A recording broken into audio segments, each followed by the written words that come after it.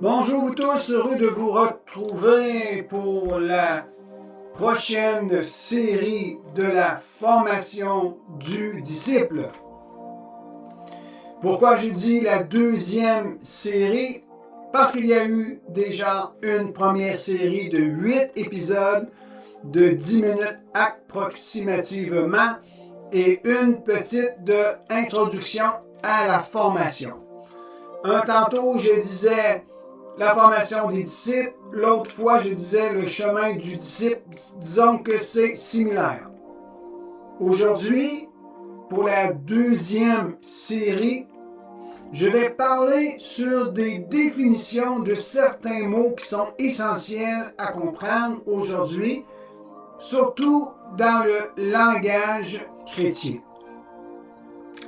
Et je vais probablement allonger de 2 à 3 minutes chaque épisode de cette deuxième série. Nous allons partir de 10 minutes à 12-13 minutes l'épisode. Et il est important de saisir et de comprendre certaines définitions des mots. Et pour la première partie de cette série, je vais parler sur la doctrine, sur la théologie, pour qu'on puisse avoir un fondement.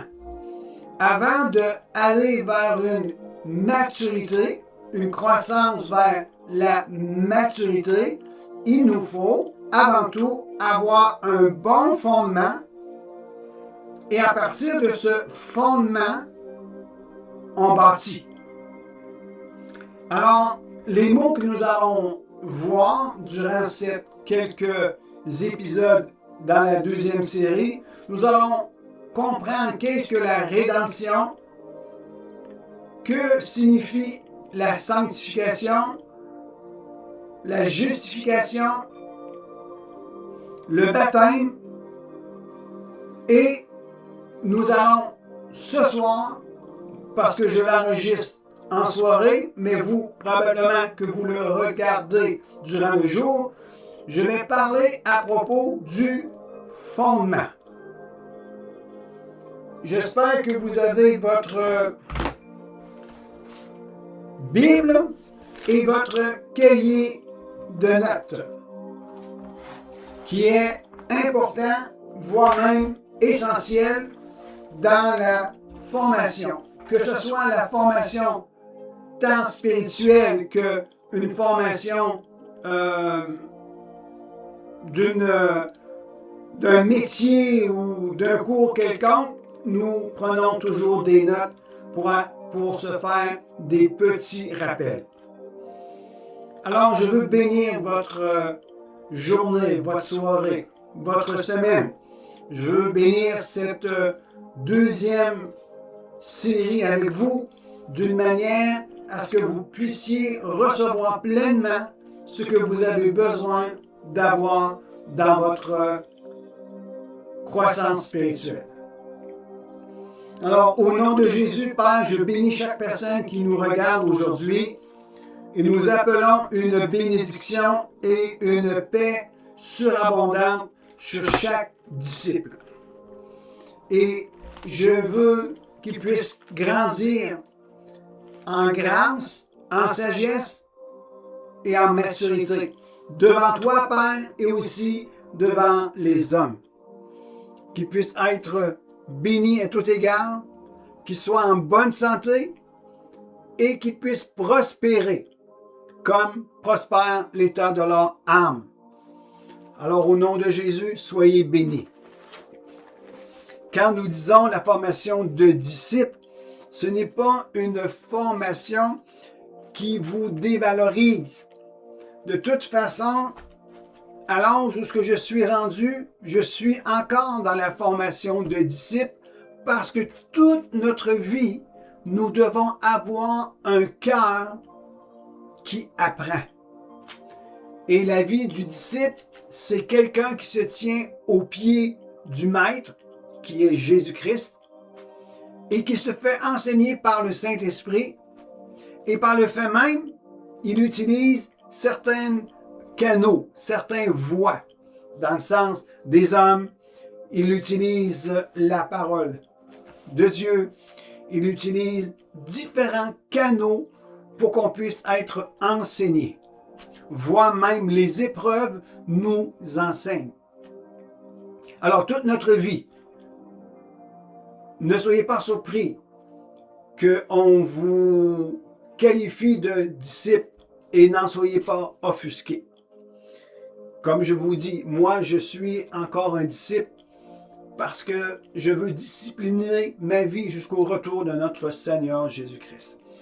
Le premier texte qu'on va lire ensemble, ça se trouve être dans Matthieu, le premier livre du Nouveau Testament, le premier évangile Matthieu, et on va lire le chapitre 7 et quelques versets pour vous parler de quelque chose d'important qui est le fondement. Je commence ma lecture. Matthieu 7, versets 21 à 29. Quiconque me dit, Seigneur, Seigneur, n'entrera pas forcément dans le royaume de Dieu. Le quiconque qui a dit, car Dieu a tant aimé le monde, afin que quiconque croit en lui ne périsse point, mais ait la vie éternelle. Alors ce quiconque-là peut se retrouver ici. Et d'ailleurs, ce quiconque se retrouve là, se retrouve dans ce contexte, mais à vous de déterminer sur quel terrain vous vous trouvez, dans quelle sphère d'activité vous êtes. Vous allez comprendre ce que je suis en train de vous dire. Quiconque, toi qui as accepté Jésus-Christ comme sauveur, et au cours des prochains épisodes, nous allons parler de sauveur et Seigneur. Parce que ça a deux dimensions dans ta vie. Le sauveur a une dimension et le Seigneur a aussi une autre dimension.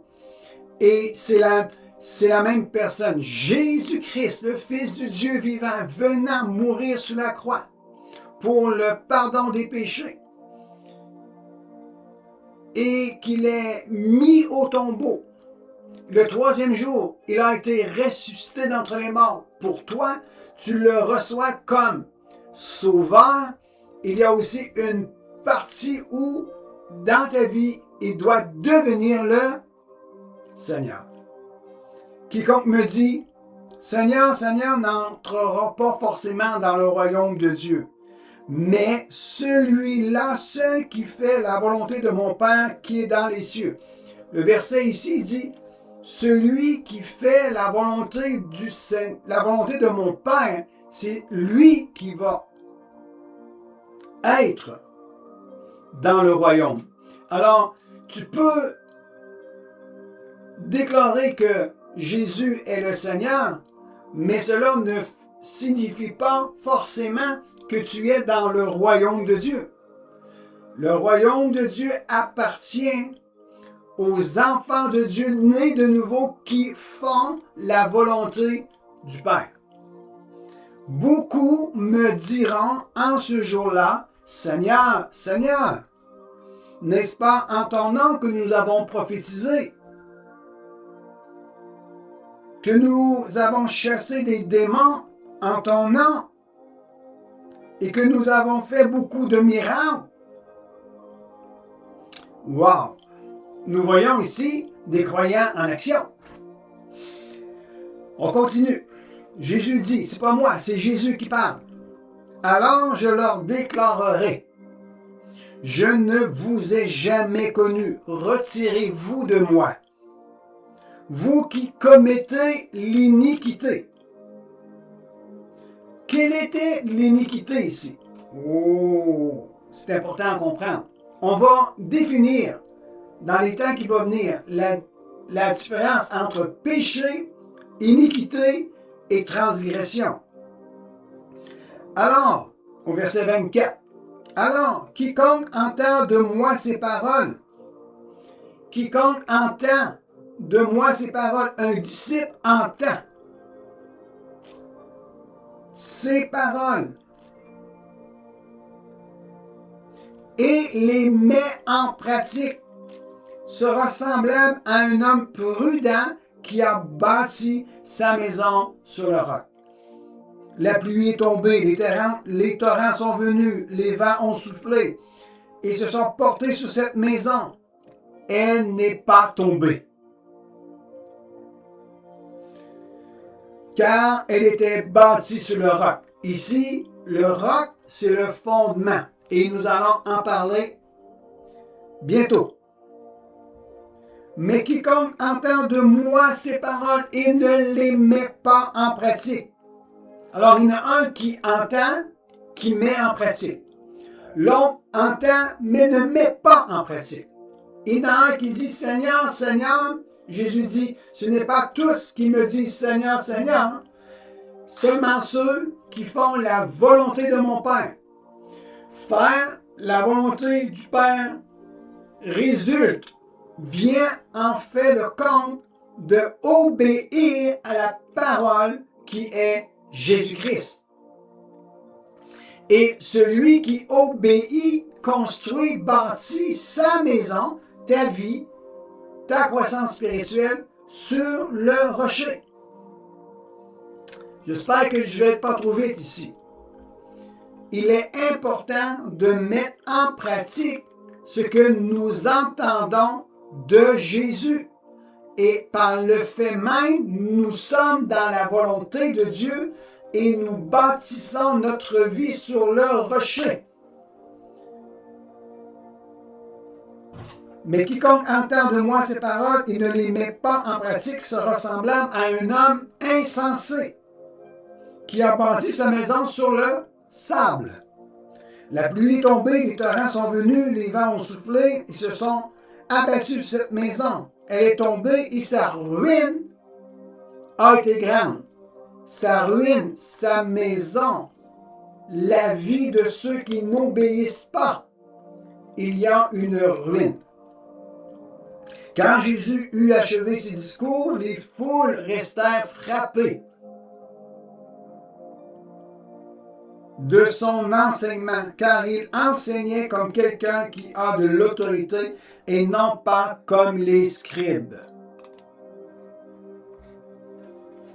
Alors, je conclus ici cette première épisode, l'importance dans notre vie de mettre en pratique la parole de Dieu. L'importance aujourd'hui de tout ce que tu connais de Dieu, pratique-le maintenant. Et par le fait même, tu construis ta vie, tu bâtis ta vie sur le rocher. Et tu es un homme, une femme, jeune homme, jeune fille, prudent, prudente. Et tu es en train d'accomplir la volonté de Dieu. Et par le fait même, tu rentreras dans le royaume de Dieu, tu en prendras possession. Et tu es appelé sage.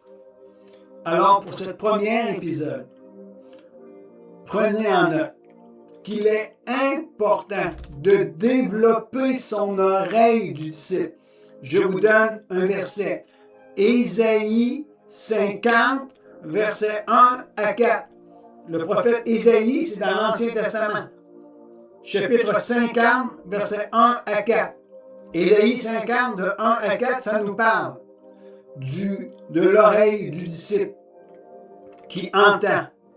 Alors, entendez, soyez prêts et capables, et vous avez cette capacité d'entendre en vous.